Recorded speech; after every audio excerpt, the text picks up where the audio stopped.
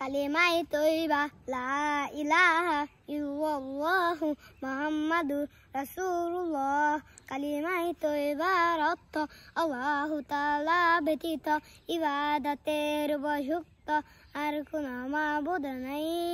হযরত মুহাম্মদ মুস্তাফা সাল্লাল্লাহু আলাইহি ওয়াসাল্লাম আল্লাহু তাআলার রাসূল।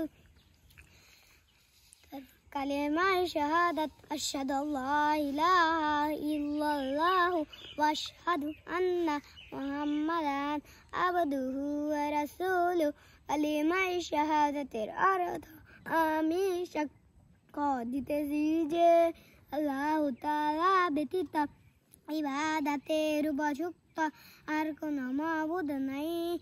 আমি আরো সাক্ষ্য দিতেছি যে হযরত মুহাম্মদ মুস্তাফা সাল্লাল্লাহু আলাইহি ওয়াসাল্লাম আল্লাহু তাআলার বান্দা ও রাসূল।